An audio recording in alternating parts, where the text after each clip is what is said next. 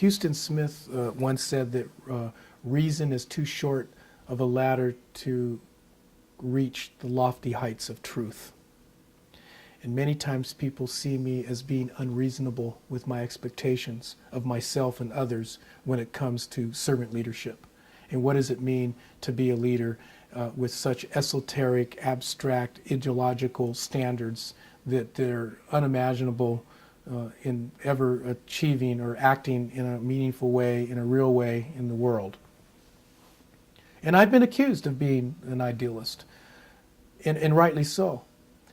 Because then the challenge becomes, if you're going to fly those kites, how do you drive the nails? How do you integrate yourself and keep yourself grounded in matters of practicality so you can have the potential of realizing these high ideals, this high standard? And for me, and others that I admire, because I have not mastered or achieved these ways. I aspire to be this way.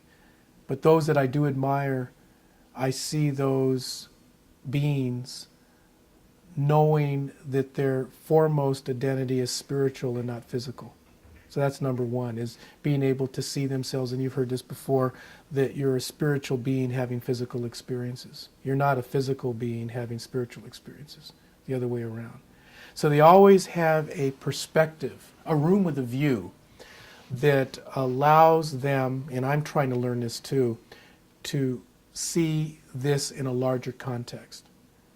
That it's not the end of the world, that it's not, this has total beauty and symmetry to the whole pattern and design of everything else.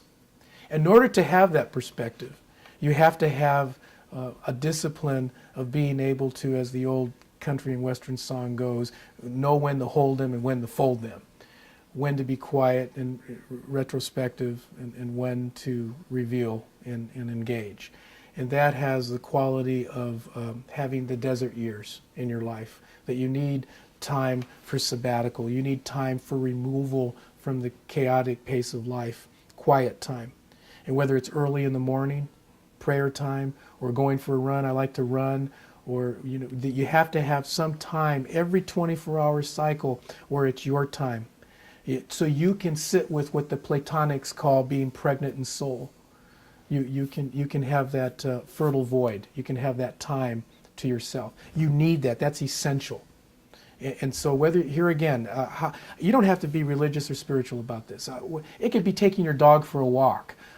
It could be playing pinochle. It could be praying in the morning at 4:30. It could be running. It could be riding your bike. It could be listening to classical music in your car while you're going to work. Anything that is that you declare, you intentionally declare as this is my sacred time to reconnect with the big battery charger in the sky or in the earth, to renew your sense of spirit and offer you the clarity that will be required to live from this lofty height of being.